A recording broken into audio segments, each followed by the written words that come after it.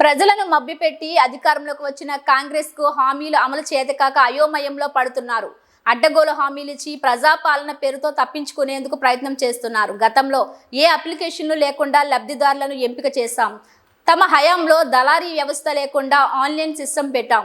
అధికారం ఇస్తే శ్వేతపత్రాలంటూ తప్పించుకుంటున్నారు. ఒక్క పత్రానికి ఆగమై వాళ్ళకే అర్థం కాక తోకముడిచారు. అసెంబ్లీలో సోయి లేకుండా మాట్లాడి పలచనయ్యారు. ప్రజలు మిమ్మల్ని పథకాలు అడుగుతున్నారు, పత్రాలు కాదు. పత్రాల డ్రామాలు ఎక్కువ కాలం సాగవు. తెలంగాణ ప్రజలు మీ మోసాలను ఇప్పుడిప్పుడే గుర్తిస్తున్నారు. హామీలు అమలు చేయకపోతే ప్రజలు వెంటపడి తరుముతారు.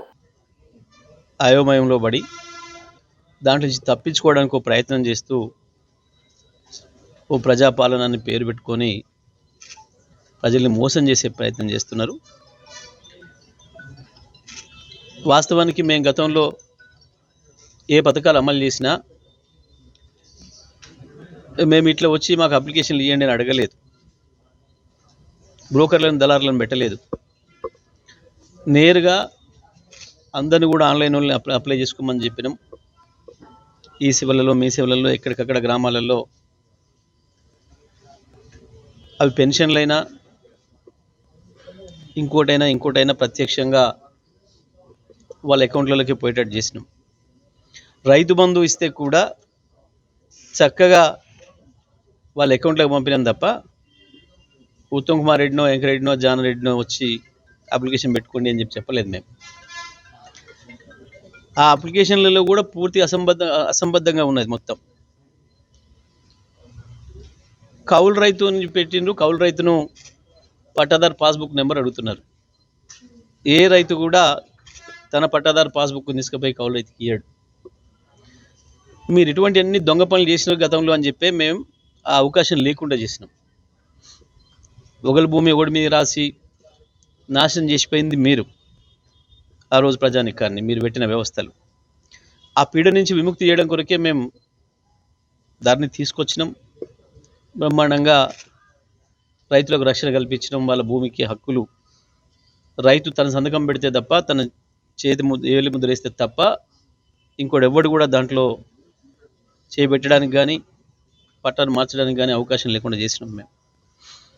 కానీ వాళ్ళు మీరు మళ్ళీ రైతుల్ని అయోమయంలో పడేసే పరిస్థితి తీసుకొస్తున్నారు.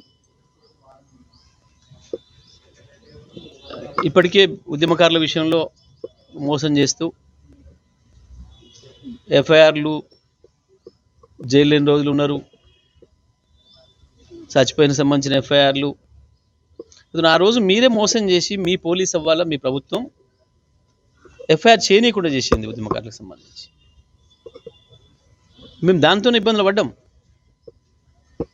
ప్రభుత్వం గుర్తించాలి అని అంటే తప్పకుండా ఆధారం ఉండాలి అనే ప్రయత్నం చేసినాం. మీరు చేసిన దుర్మార్గం వల్లనే అవ్వాల ప్రజలు చచ్చిపోయింది. మీ దుర్మార్గం వల్లనే రికార్డు కూడా కాకుండా ఉంది. మళ్ళీ ఇవాళ మీరే దొంగలు రికార్డులు అడుగుతున్నారు. ప్రజల్లో స్పష్టంగా కనబడుతుంది, ఉద్యమకారులకు కూడా అది కనబడుతూ ఉంది. ఇప్పుడు ఇవాళ ఏం చేస్తుంది ప్రభుత్వం, మళ్ళీ మనం మోసం చేయడానికి ప్రయత్నం చేస్తుందన్న విషయాన్ని ఉద్యమకారులు కూడా అర్థం చేసుకుంటున్నారు వెంటనే. ఇక పరిపాలన చేయమని చేతికిస్తే తప్పించుకపోయి వాడు చేతగానోడు ఇంటి మీద రాళ్ళు పడుతున్నాయని చెప్పి ఇట్లా తప్పించుకొని పోయిన పద్ధతుల్లో చేతికిచ్చిన దాన్ని చేయడం చేతగాక ఈ పత్రాలు తీస్తాం, ఆ పత్రాలు తీస్తాం, ఒక్క పత్రానికే ఆగమాగమైనరు, తోక ముడిచిండ్రు. మీరు రాసుకున్న పత్రం మీకే అర్థం కాలే. ఒక మంత్రి ఒకటి, ఇంకొక మంత్రి ఇంకొకటి, నోటికి వచ్చిన పద్ధతుల్లో అది ఒక అసెంబ్లీ అని కూడా సోయి లేకుండా మాట్లాడినరు. ప్రజల ముందట పలసనైనరు.